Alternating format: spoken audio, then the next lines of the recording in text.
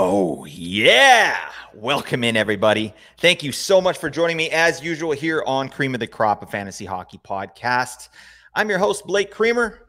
Please follow me over on Twitter /X at Blake Creamer AG. That's where I'm bringing the tweet heat.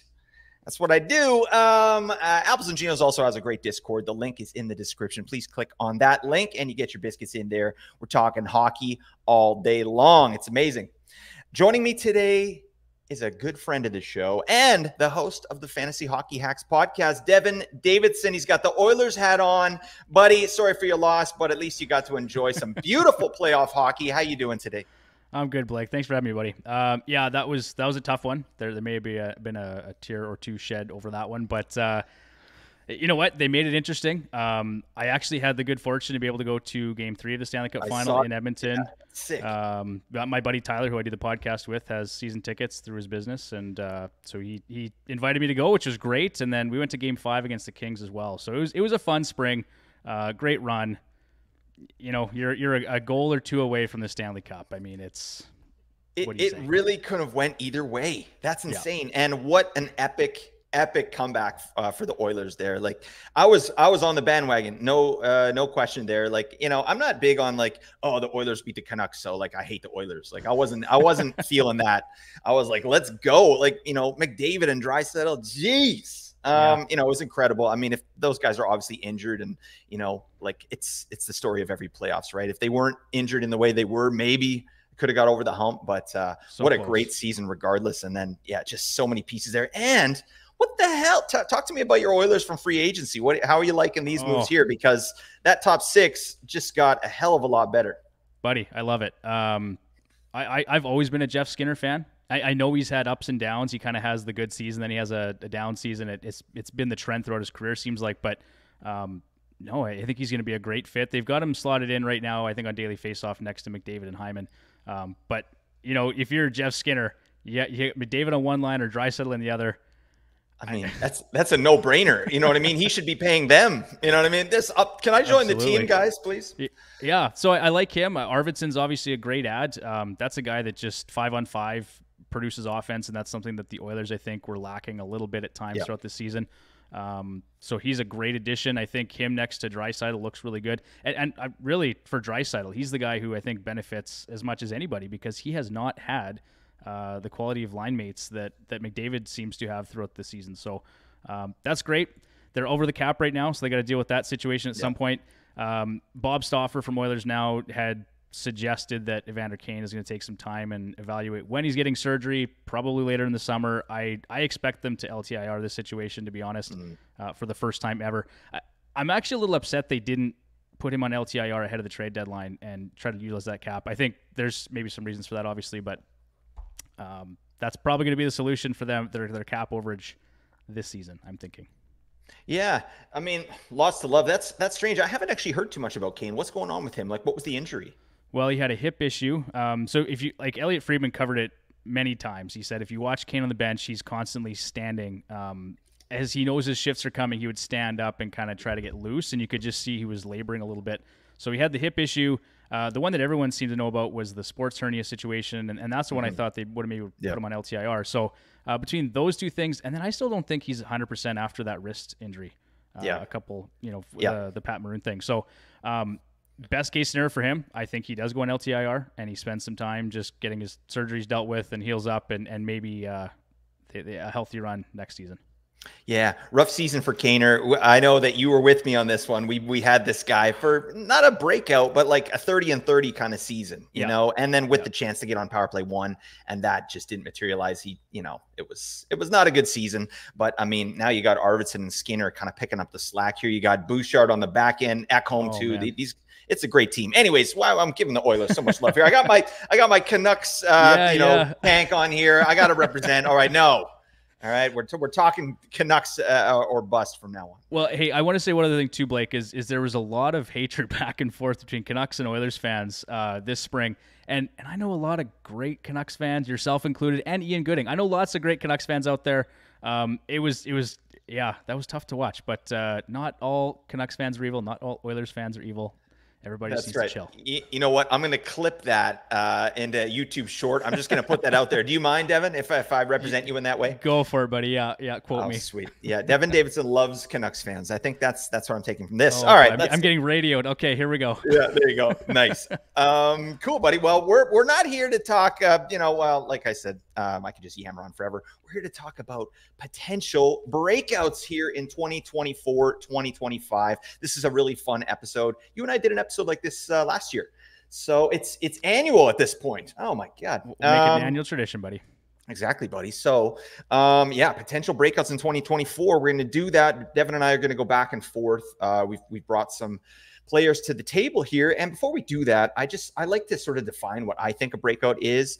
And, I'd love to hear your thoughts on this too, Devon. But for me, it's basically just a player that shows, significant improvement, right? In, on ice performance, whether it's production or, other things too, but it's just a player that's making an impact on their team's success that they hadn't done previously. So I don't know. That's sort of how I'm doing it. I don't have a point production attached to it per se, but how do you define a breakout, Devon? Yeah, I would say that's pretty much my interpretation of it too. It's really them, I guess, meeting their potential, right? The expectations based on where they are in their development. And, I look at a couple things. Are they finally getting the deployment that they haven't been in past seasons? Does that play a part in it? But yeah, just essentially meeting expectations and their potential as to where they were drafted.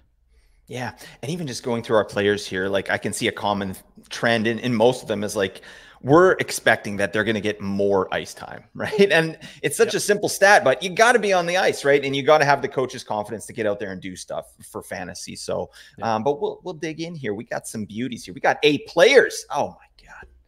Beautiful stuff. All right. Well, I'm going to start with one of mine, and I want you, obviously I want to get your take on this as well, but I'll give you a little spiel here. My first player for potential breakout next season, Owen Tippett. Just the Tippett.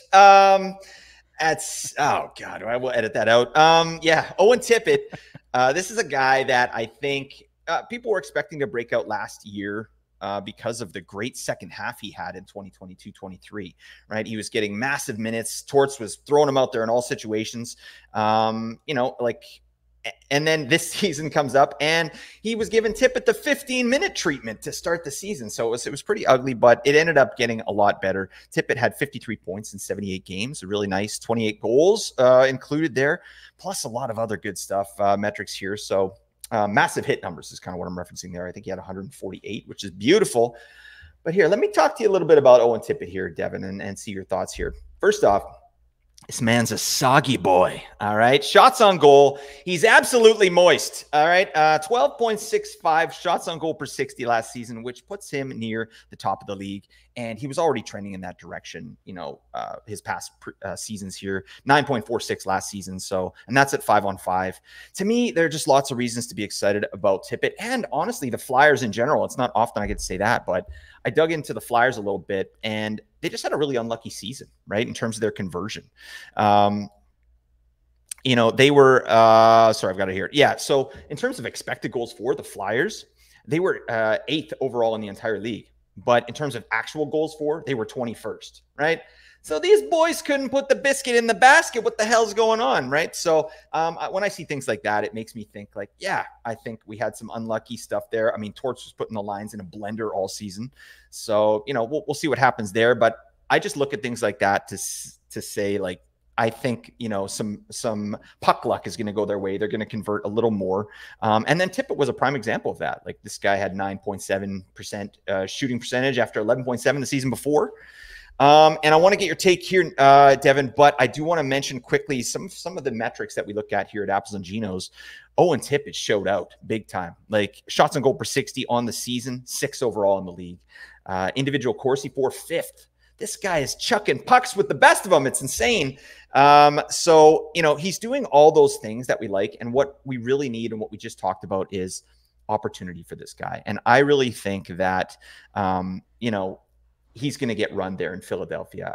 His ice time went down from 17.26 in 2022 to 16.35 this past season, which stinks. I think that's going to go back up. I think he's going to get power play 1. And plus we got Michkov in there. So lots to like about Tippett. talk to me a little bit about what you think about this player, Devon. And do you think that there's a world where maybe Owen Tippett can get 70 points? Yeah, absolutely I do. I've been a fan of Tippett for a while now, and for the reasons that you just mentioned, right? I think the shot rate is outstanding. Those are two things that stuck out to me last night as I was doing some research on this guy, was the shots on goal per 60, and the individual Corsi 4 was just like being top 5 in the league or top 6 in the league in both those stats is huge. For me, and I think for most fantasy managers, when you look for fantasy assets, what do you want? You want shots, right? You want a soggy boy, as you said, and this guy is that. If you are in a bangers league, he contributes that way as well. I like what they put together in Philadelphia. I think Torts has a reputation of kind of going in and being almost like a fix guy, sorting things out quickly, putting in defensive structures. But so that's maybe where some of these things, the time on ice, the power play time on ice went down a little bit. But I think all of that should come up a little bit. The individual shooting percentage, like you said, that should come up. And I'm really curious to see if he does form some chemistry with Matvei Michkov, because DFO right now has got him playing with Michkov on that second line right now. So we'll see where that goes. But I have high hopes for Tippett. I think that's a guy that can score 30 to 35 goals next year, and 70 points is certainly not out of reach. Pretty damn nice. And, Philadelphia's power play was hot garbage last year, right? So I expect that to be a little bit better, right? Tippett had 8 power play points. Buddy, no. All right, let's double that. All right, I think we can just double that right off the bat if he gets power play 1. So anyways, shout out to Owen Tippett, that redheaded beauty, that soulless ginger. Devon, why don't you talk to me about a player that you think is going to break out coming up here? All right, I love it. I've got Wyatt Johnston here to talk about, and maybe not going to be a breakout in the traditional sense, because you could argue that last year was his breakout already with 32 goals and 65 points. But the guy's been an absolute stud. Secondary assist percentage last year, 24.8%, and his 5-on-5 shooting percentage at 8.8% were down from his rookie season. So to me, production not inflated by luck there.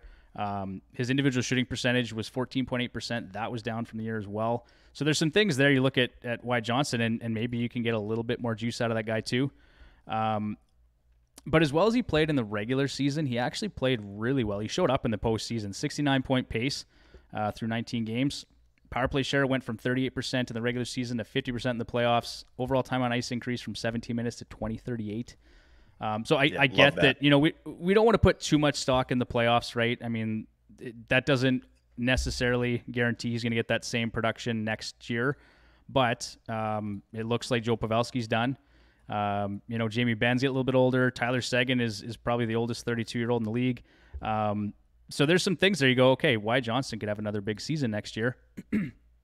and I think we should see a more prominent role for him on the Dallas Stars. That line was very effective. Looking at Jamie Benn, Logan Stankoven, and Wyatt Johnston. They spent 40% of their even strength time in the playoffs together, and they relied upon heavily. I mean, watching the Western Conference Final, just by the eye test, if there was something offensive going on for the Dallas Stars, Wyatt Johnston, Logan Stankoven were involved in that whole thing. So encouraging there. And then some postseason 5-on-5 stats that I found interesting, actually. He was 19th overall at 1.37 goals per 60. He was 12th in individual Corsi 4 per 60 at 21.36. And he was second in the entire postseason in individual scoring chances 4 per 60 at 13.33. I think Connor McDavid was the only player ahead of him in terms of individual scoring chances 4. So yeah, some positive stuff there. And then, Blake, I saved your favorite for last.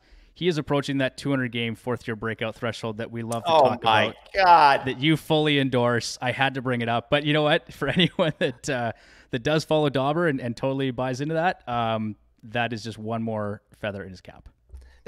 They've got some metrics that back that up. You know what I mean? Like some hits with that Dauber threshold there. So I like that. This guy's the poster boy for breakouts this year. I think this guy's a slam dunk. And yeah, 65 points last year. Sure, that's a breakout.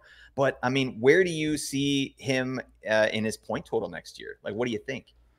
Yeah, I haven't really marinated on that very much, to be honest. But I think looking at his point totals here, I mean, I think power play points, that's where we're going to see a bit of a bump, right? He had 10 last year. Like I said, 38% power play share in the regular season, closer to 50 in the playoffs. That might get up to 60 or 65% power play share. And then we don't want to rely on this. I'm not saying draft this guy based on a hypothetical, but Rupe Hintz is a guy that struggles to stay healthy. And if that guy goes down at some point, who's going to pick up some of the slack at center? I think it's going to be Wyatt Johnston. So another player, maybe 70 points next year, 75. I don't know. But that production on the power play is definitely going to come up. So even if it's another 5 points there, we're looking at a 70-point season. I love this player, and I'm super excited about it. Like, this guy showed out, right? And like you said, played with Stankoven and Ben for a lot of the year there, but I think there's a good chance that he jumps up to that top line. You know, he played some minutes, you know, in the season and in the playoffs with Hintz and J-Rob. Like, what the hell? Oh, man. And I think power play 1 is a lock for Wyatt Johnston this year. I don't see how they keep him off there. It doesn't make any sense. You know, and he got 65 points last year with only 10 on the power play. So I think, again, you double that, we could be looking at a 20 power play point guy. Now we're looking at a 75, 80-point Wyatt Johnston, right? My only issue with this player is where he's going to be drafted. And it's a little bit risky because it hasn't happened yet, right? Like, he's going to get steamed way the hell up. I feel like I'm not going to be able to get Wyatt Johnston, who I absolutely want, because I love this guy. And I love that you brought up what he did in the playoffs, because I think that's absolutely translatable. Like, when the season's on the line, this guy was getting 20 minutes a night and he was second overall in scoring chances for. Yeah. And you know what's different about Wyatt Johnston and his scoring chances compared to a guy like Zach Hyman is, like, Zach Hyman lives in front of the net. Right? Like, of course he's going to get scoring chances, right? He's right on the crease, basically. This guy's not like that. He's creating a few more scoring chances on his own. So he's a different style of player. I'm just huge on the player, but I don't know where the hell we're going to get this guy. No, and that had occurred to me too. I absolutely agree. You're going to have a really hard time getting value in the draft with Wyatt Johnston, because he's going to go a lot early. He was in the limelight in the playoffs, and he's not a secret anymore. So he's going to get drafted earlier than maybe he should be, but if you can get him at value, absolutely. You bet your sweet Bippy. Get yourself some WJ, all right, and do it now. Okay, we gotta move on. We gotta talk about another player here. How about one of the biggest winners of this free agent frenzy, Tommy Novak of the Nashville Predators? Did this man land on his feet? This is insane. Like, you know, the reason I'm putting him on this list here, he's a good player, and we'll delve into some of his metrics. But I mean, right now he's sort of being projected as that 2C. With being flanked by Steven the Hammer Stamkos and Johnny Marchessault. That's crazy. Like, that's a lot different, you know, compared to who he played with this year, which was like Luke Evangelista, who's a decent young player, and Mark Jankowski. Like, no. All right. This is a lot different. So let's look at Tommy Novak to see what he was able to do. 45 points in 71 games last season. Pretty nice. This guy's like, he's an efficient shooter. So, you know, decent shooting percentage. I think that's something that will probably continue throughout his career, right? He shot about 16%, but his ice time was just above 14 minutes average time on ice, which is not great. He was power play 2, so that's not great, right? And I don't think that's going to change here this upcoming season. We have to look to, like, speaking of the playoffs, and we were talking about Wyatt Johnston there, Tommy Novak did not have a good playoffs, right? They played just the 6 games against Vancouver. Novak was minimized for sure. He averaged just over 10 minutes in the Vancouver series and didn't have a point in 6 games. So that doesn't look good, right? But I mean, fast forward here, like we talked about, his plum deployment. I think we can see the potential value here, right? But obviously we got to see some more time on ice. And then digging in on Nashville as well, same as Philly, basically. Like, they were another unlucky team when it came to burying their actual chances, right? 5-on-5. They were 5th overall in expected goals for, but only 16th overall in actual goals for, right? So they couldn't get up to where they should be in terms of expected goals, right? And it was basically a one-line team with Forsberg, you know, ripping pucks, you know, and everybody else kind of just checking it out. But I think that this year's going to be a real look at what Novak can do, right? The good thing is Novak, to me, is a play driver in his own right. Granted, he was playing with inferior line mates, but like, one thing I dug in on here is some of his on-ice numbers. And Tommy Novak on the season, pretty damn nice. He was 34th overall in Corsi 4/60 and 33rd overall in scoring chances 4/60. Those are his on-ice numbers. So yeah, he's his line when he's out there, his line is chucking pucks and getting chances, which is pretty damn nice. So we'll see how that translates when he gets to his new line mates here. But that said, too, I don't think I see this guy on power play 1. He's going to be power play 2 moving forward, but I don't think it matters, right? I think Tommy Novak is not like Wyatt Johnston, where you're going to have to spend a bunch of draft capital. You can get him late. You can make a flyer pick on this guy. And I think, you know, we could be looking at, I don't know, 55 points, 60-point Tommy Novak. Is that crazy, Devin? I don't know. Not at all. And actually, this is going to make for boring content, Blake, but I agree with everything you just said there. So, sweet. All right. Power play 2 for this guy. I agree 100%. I think his time on ice, though, is going to go up this year. Like, if they're counting on him as 2C next to Stammer and Marchessault, he's going to be playing 16, 17 minutes a night, almost guaranteed. And Barry Trotz was cooking, man, on free agency. Like, for him, unbelievable. For him to get Saros signed, right, to that deal he did, that was phenomenal work right there in itself. But you know, in the first hour of free agency, you've got Marchessault, you got Stamkos, you got Brady Shea. They signed Scott Wedgwood too, I believe, right? Yeah. I wonder why they signed Wedgwood. This is off topic. Wedgwood over to Kevin Lankinen. Just keep Lankinen there. I don't understand. Wedgwood's been a really solid backup. I mean, not to look at his numbers, I don't think Lankinen's been bad either. But I really like Scott Wedgwood. I thought if the Oilers didn't bring back Pickard, that's a guy I would have loved to have seen in Edmonton. So I think that's all great there. Now they've got a trade chip in Askarov, right? So that's just more stuff they can work with. But yeah, going back to Tommy Novak, I like this player. I think he is going to be closer to that 2022-23 point total where he was on pace for 69 points. I think that's doable if he's going to play the whole season. And you don't want to project based on line mates, right? Because that always changes. But some concerns with him, obviously, like the shot rate isn't ideal. Ice time still TBD. So there's some flags there, but I think the big thing, and you already mentioned it, was that you can get this guy at value. You're going to get him at a later point in the draft. People are kind of sleeping on him. But I like this. I like this pick a lot. Yeah, and I think people will be thinking about him for sure, just based on what we just said. But I still don't think they're going to draft him really high. Like, he could go undrafted, maybe. Isn't that's strange? Like, I really do think 60 points is in the wheelhouse here. Like, this guy's a high conversion rate. He's a great finisher, and now he's got better line mates. So I don't know. I like me some Tommy Novak. I got to see what happens though. Why don't you talk to me about your next player, Devon? Yeah, it's just kind of a brief one, and we already touched on him a little bit, but that was Logan Stankoven. This is a guy that maybe in a more traditional sense you see a breakout, whereas Johnston sort of already did it last year. Maybe this is the year that Stankoven does it. His numbers are a little less impressive last year, but he's shown that he can produce offense at any level. He had 57 points and 24 goals in 47 games in the AHL last season, and then he came up and produced at a 48-point pace in 24 games with the big club. 70% of his time in the regular season in those games with Jamie Benn and Wyatt Johnston, and that line, 63 expected goals for percentage, 63 scoring chance for percentage, 63 high danger chance for percentage, and they outscored their opponents 15-9. So lots to like about that line, lots to like about Stankoven. He's got the pedigree and the offensive capability. So I just kind of playing a little bit off the Wyatt Johnston thing too, but I think Logan Stankoven needs to be on people's radars for next year. Definitely, man. I think it's a youth movement there in Dallas, right? Like, I agree with what you said about, Wyatt Johnston's value.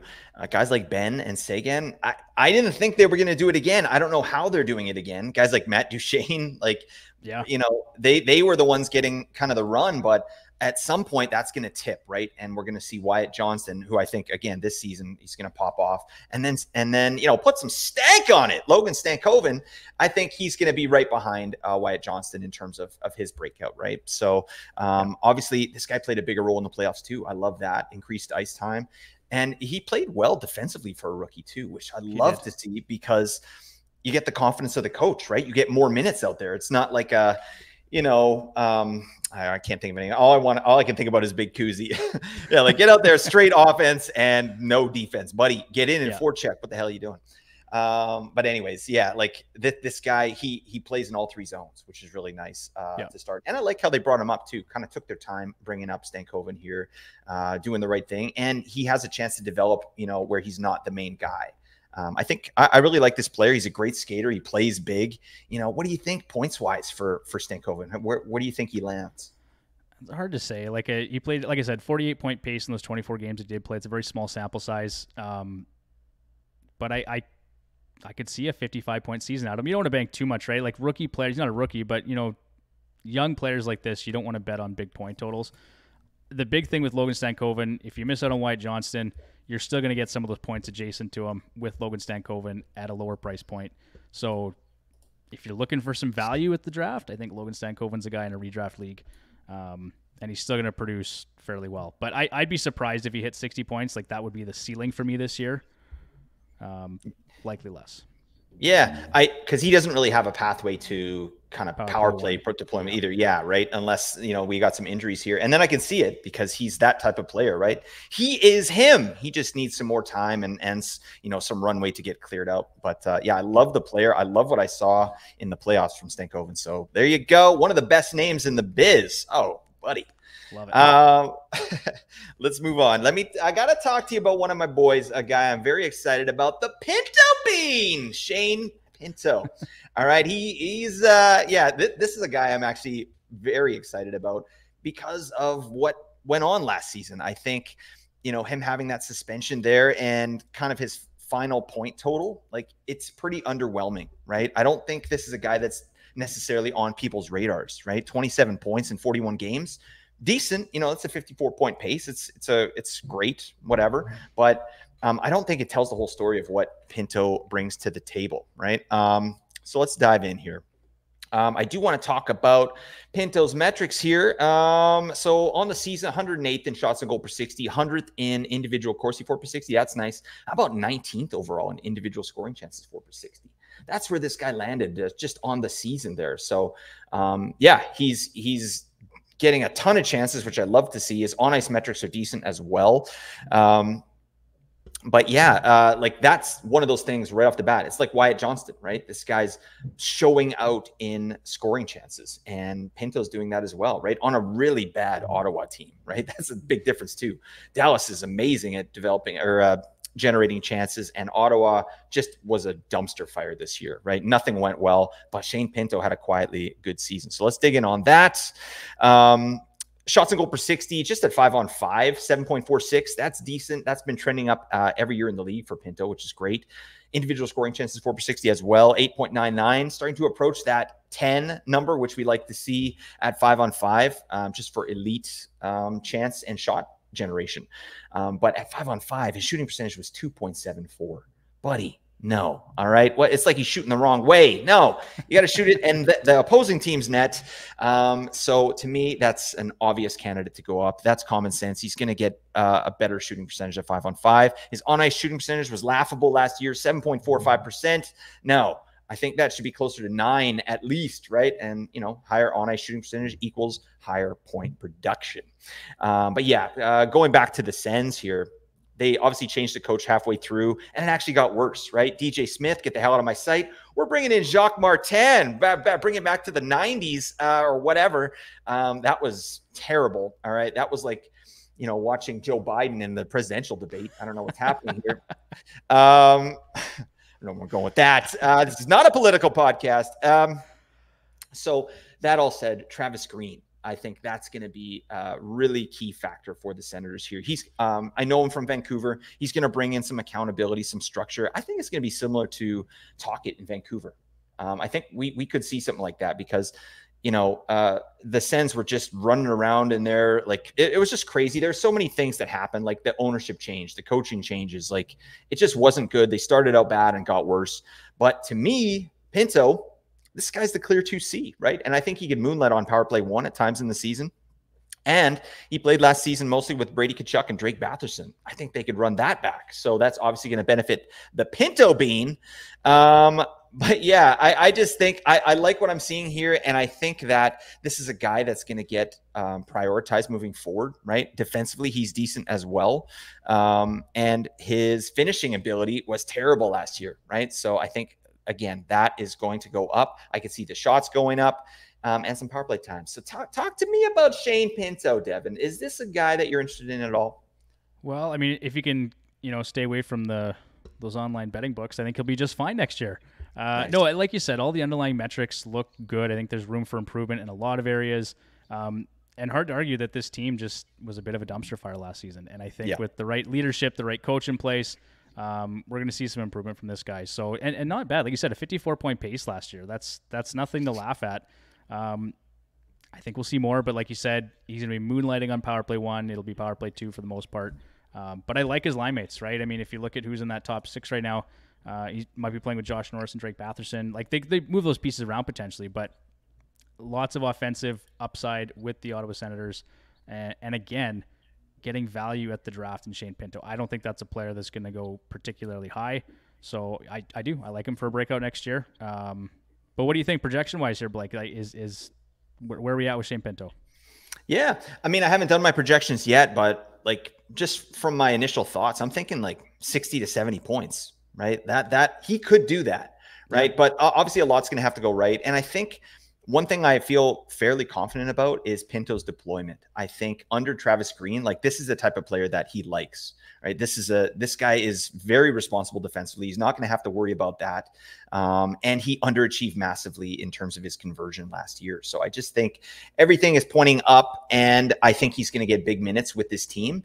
And we could see him on power play 1 at some point. I'm not penciling him in there for the start of the season, but he's good enough to be on that unit, and we'll see what happens, right? But yeah, let's say 65 to 70 points for Shane Pinto. Book it. Oh yeah, love the Pinto bean. All right, let's move on. I got to hear what your next guy here, Devon. What do you got after Logan Stankoven? Yeah, I got JJ Peterka, and we've got Ryan Black, who's on our podcast, and he was doing Puck Dynasty for a while. He's joined us on the Hacks, and yeah, he's been big on this guy for a while. He's a big Dynasty guy. And so last year, 50 points, 28 goals in 82 games for the Buffalo Sabres. Our prediction for him last year was 47 points and 19 goals, so he even exceeded our expectations, and we were high on the guy. But again, talking about line mates and deployment, I mean, Jeff Skinner being bought out, that automatically opens up some ice time for him. Yep. And I think this guy is basically going to be a lock next to Tage Thompson and Alex Tuch next year, and on power play 1. So I would say book it, as you'd say, Blake. He's going to be there. Like him a lot. 10.1 shots on goal per 60 this past season was the best of his career, and a marked improvement from the 7.1 shots on goal per 60 he posted the year prior. A moderate 12.4 individual shooting percentage also points to sustainable production. Mm-hmm. What we saw over the final quarter of the season was 55% power play share, 18 minutes time on ice, and over 2 minutes on the power play. So I think that's all going to be sustainable. I would expect that same type of deployment for next year, probably even more. I would say maybe it's a 65% power play share, right? Maybe we're closer to 3 minutes on the power play. So lots there to like. I think Tage Thompson too. That was a guy, I know you and I talked about him last year, and as part of our breakouts, or it was maybe it was another episode. We talked about projections, I think, and so we talked about him and Jason Robertson. But disappointing season for a lot of guys in Buffalo last year. Part of the reason why Jeff Skinner's in Edmonton now. So I think a lot of those guys are going to bounce back. I love who Peterka is playing with, potentially at even strength, but also on the power play. You look at Rasmus Dahlin. He's going to play with Rasmus Dahlin and probably Bowen Byram on the back end at even strength. So that's great. If Tage Thompson gets back to where he was, not last year, the year before, lots to like there. And then, of course, Blake, I saved your favorite for last. 161 career NHL games. He's heading into his 4th NHL season. He's going to hit Dauber's breakout threshold again. I'm noticing a pattern here, Devon. Oh, my God. So there you go, buddy. But you're not wrong. I mean, these guys you're bringing up, they're approaching that threshold, and I think they're all going to be breakouts. Like, Peterka is great, obviously. This is he had an amazing season last year. It kind of didn't come out of nowhere. Like, this is a player that was on people's radar, but I didn't see the pathway to minutes, right? Because of Skinner in particular, right? But they just Skinner, go fill the water bottles, buddy. You're getting the 11-minute a night treatment. We're putting Peterka on the top. And, by that point, Buffalo's season was kind of, it was, in the weeds. It was terrible. I don't know. Some of the coaching decisions that Don Granato made last year was just, they were so strange. So I am excited about the new coach in there. That said, Lindy Ruff, I mean, he's a great coach, but what the hell did he do with the New Jersey power play last year? That was that's where I start getting a little weird. I'm like, don't do some crazy 1A, 1B crap with the power play here. No. Get Tage out on the power play. I want a 73% power play share for Tage. All right. Get him up around 20 minutes and put this unit out there as well. JJ Peterka, right? Like, I agree with everything he said. This he's top line, top power play for sure. He's going to get increased time on ice.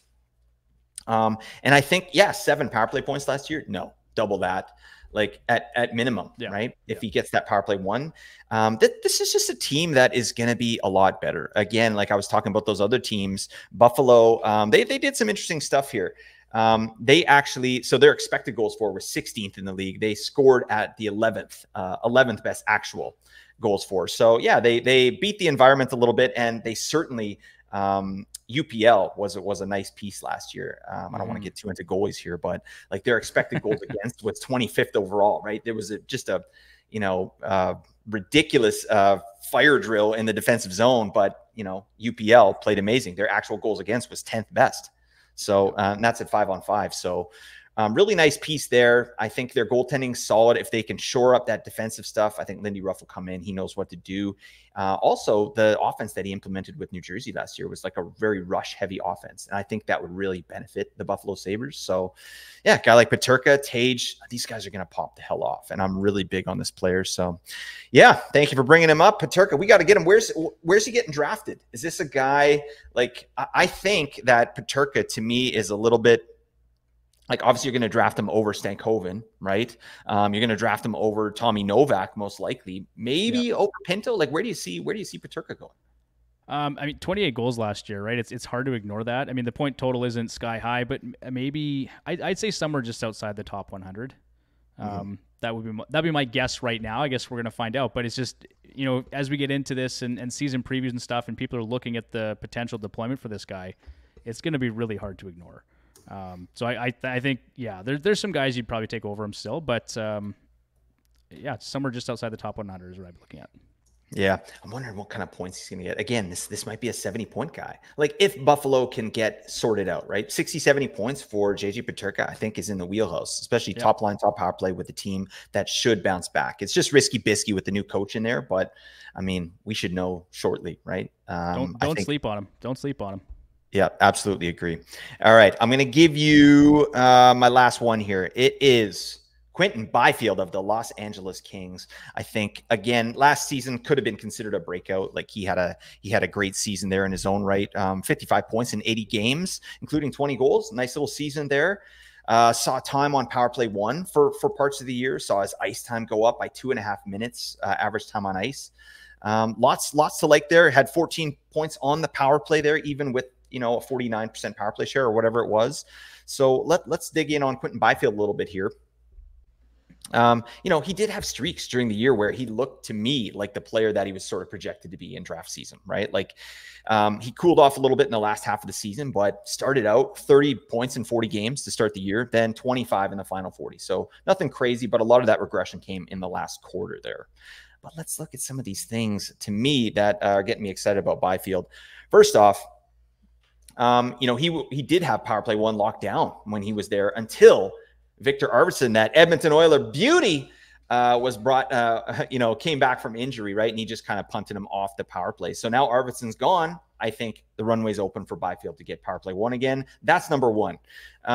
There was also some talk about Byfield playing at his natural position coming up this year from head coach Jim Hiller, which is center, right? So I think we're looking at Byfield as a 2C there, and that means he's probably playing with Fiala and maybe Trevor Moore, right? And they might bump Deneau down. I think that's what they would do, although that line is really good, those 3 players together. So we'll see what happens, but I know that, or I feel like they want to start giving Byfield some run, and I think he needs that with good players, specifically Fiala. So I'm looking there. I think that's going to be good. Byfield himself, he's really great on the forecheck, and he won a lot of pucks for Kempe and Kopitar, which are who his main line mates were last year. So I think, he does that for a really good finisher like Kevin Fiala, and I don't think it's going to be a big regression from him moving from that line 1 to line 2. So I like that. One thing that was interesting, I don't know if you remember this, Devin, but the exit meetings for the Kings, Fiala and Kempe were sort of sounding off on the Kings systems, right? In like some of their exit interviews there, and they were talking specific about the 1-3-1 sort of defense that they were playing. Yeah. And I think that got some traction, I could see a change in their systems to sort of create more offense from the back end. So I think it was Kempe who was saying they wanted to play a 1-2-2, where it's like, it's just easier for them to break out of the zone, right? Especially if like a player rims it around the side. So I think we're going to have a better team in transition in the Kings this year. That I think trying to make that change halfway through the season doesn't make any sense. But now that they're going to have an off season, I would expect to see maybe a little bit more of an offensive system moving forward. So that's another thing. I just think that this guy's going to get all the deployment in the world. And I think that 65 to 70 points is pretty much what I say for every player. But I really do think that Quinton Byfield is probably in that wheelhouse. This guy's 21, right? But a lot of things have to go right. He's going to have to start shooting the puck a little bit more too. But where are you at with Quinton Byfield? Yeah, I mean, I can't disagree with anything you said there. And I think the PLD trade was an absolute disaster for the LA Kings when you look at the depth they gave up. But it does open up a spot at center. And I think that is at a point in time where they want to get Quinton Byfield, obviously, because Anze Kopitar not going to be around forever. He's not a young player. This guy's their future 1C. I think, for this upcoming season, he'd still be better served playing on the wing with Kopitar and Kempe.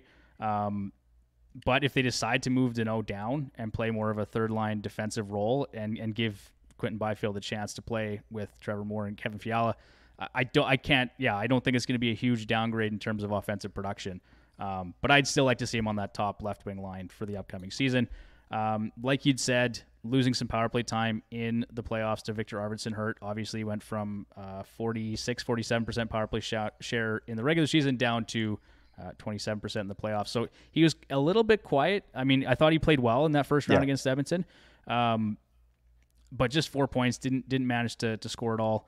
And yes, I agree. I think there's going to be some changes in LA, given that they've lost the Edmonton Oilers 3 straight years in the opening round. You got to change something up with your systems. The players are shouting it, right? So it's time for a change.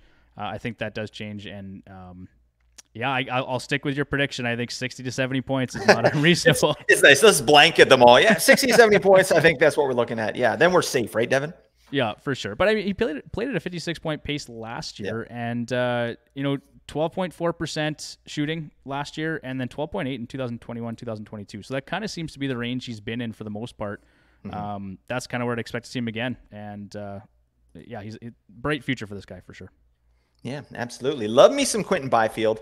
I'm hoping to pick him up somewhere in some of my drafts. All these guys, actually, they're pretty sweet. Let's talk about your last player here. I got to hear your take on this one because this is actually not a player that I'm super familiar with, and obviously a player you get to see quite a bit.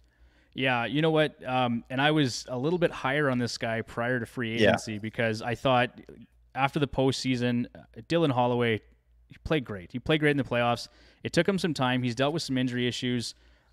It seems like watching this guy over the past couple of years, he would get to a point where you'd feel really good about his game, and then he'd get injured, right? And then he's sitting for a while, and then he'd come back. And so his development hasn't been linear by any sense. But man, did he show up. His point totals weren't crazy. Pretty minimal, actually, to be honest. But he had some really big goals, a couple against the Panthers, and he looks comfortable. The game appears to have slowed down a little bit for Dylan Holloway, so I like that. They finally utilized him in a top 6 role next to Draisaitl. And prior to Arvidsson and Jeff Skinner signing, that was the expectation is next year he was going to play left wing next to Leon Draisaitl. And it still could happen. You see there's lots of iterations of those line combos. Yeah. And so maybe they go with their 4 best centers, right? They go Connor, Leon, Nuge, and Henrique down the middle. That's going to open up a spot for Holloway in the top 6 next to Leon Draisaitl. So I'm just looking at this lineup. Oh my God. It's a little outrageous. It's Okay. They're going to be good next year. They got to figure out a way to get Evander Kane and everybody figured out. But yeah, this is the deepest forward group the Edmonton Oilers have seen in a very long time. So, looking at Holloway, though, 1.06 goals per 60 during the playoffs, 5-on-5. He was tied with Barkov and ahead of players like Gensel, Marchessault, Sebastian Aho, Brock Besser, and even David Pastrnak. 1.48 points per 60 put him just outside the top 100 amongst all skaters in the playoffs. All strengths, Holloway was 5th on the team, 5.84 individual scoring chances 4 per 60, and 2nd on the team with 3.14 individual high danger chances 4 per 60 behind only Connor McDavid, who was at 3.75 individual high danger chances 4 per 60. So lots of encouraging things there. And the guy is a hits monster. 5-on-5, he had 86 hits or 3.44 per game. It's insane. I think the only one that had more was Sam Bennett, who had 87 hits in the playoffs. But the guy's a missile out there. So lots to like about Dylan Holloway.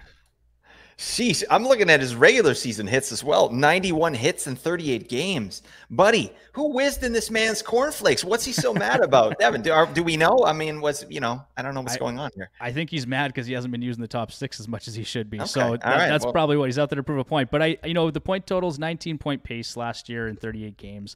A lot of people look at this and go, the point totals aren't there. But I really think this is a guy you can probably just pick up off the waivers at the end of your draft, or wait until he gets hot. But definitely just put him on your watch list, because I think there's a real chance that he could break out. Maybe he scores 10 to 15 goals and 45 points next year with hit totals. He's going to be, it's hard pressed to get any sort of power play production, especially, I mean, a lot of guys, if you're not that big five in Edmonton, forget about it. But I like the player, though. Yeah, absolutely. Well, I remember him scoring a beauty in the playoffs. I don't remember if it was against the Canucks. I went unconscious on that. I don't remember any of that, but yeah, this guy scored a beauty breakaway goal. Like he looks like a real player here. And yeah, it's weird. Like all these young guys in Edmonton, it's just not a great place to develop or show your skills, is it? Right? Because you literally have the cream of the crop at the top of your lineup. It's how are you going to get out there and do stuff, right? So I do like this pick though, because I think Dylan Holloway is going to be one of those players where Edmonton has a good streaming week. Like grab Dylan Holloway and feel good about it. Like I could see streaming this guy in and potentially holding, especially in deeper leagues. Like, you know, Cupful is a 14-team league, right? You could absolutely have Dylan Holloway in your lineup, and I think it would make sense. What are you thinking in terms of, like, now that you know, obviously Arvidsson and Skinner are there and they're going to kind of be taking touches away from this young buck, but what's your outlook looking? What would be a successful season for Dylan Holloway?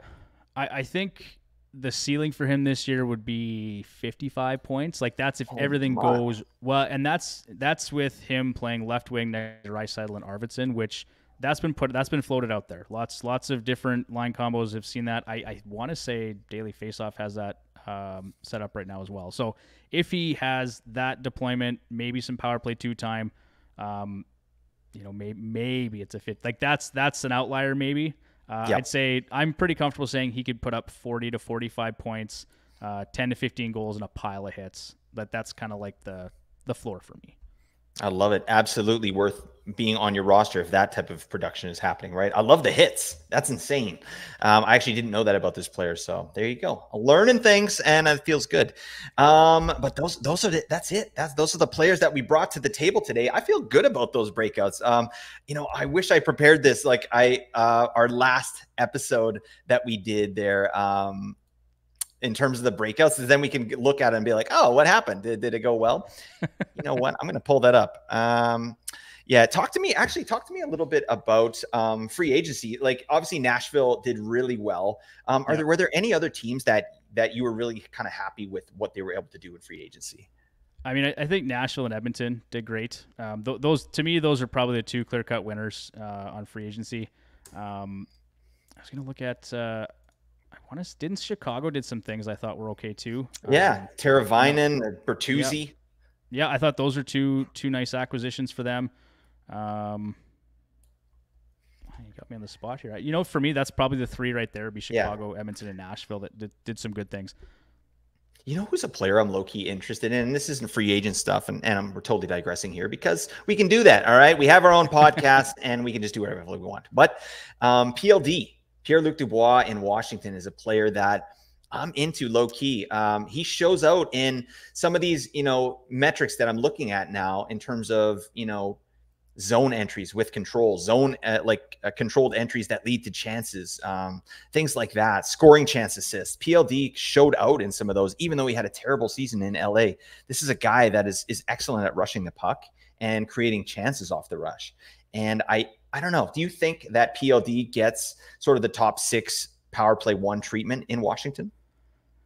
Oh man. I think he's going to be hard pressed for power play 1. Unless he can show that he's, leaps and bounds ahead of a guy like Dylan Strome. I think for me, it'll be top 6 and he's going to be power play 2.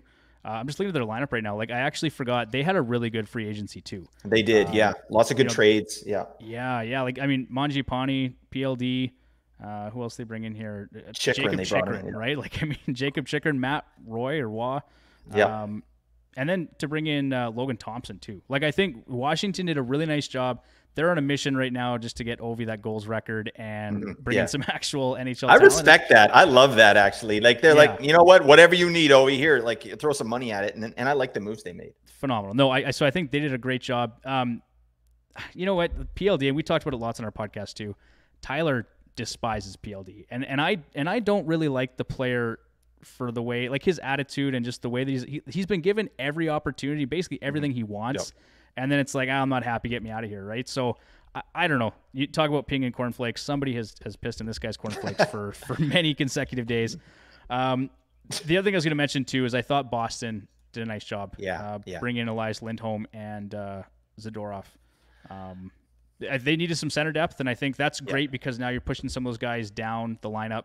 Not that, Charlie Coyle can't play in the top 6, but he probably shouldn't on a competing team. And Pavel Zacha, I mean, now he can push to the wing or he can play 2C.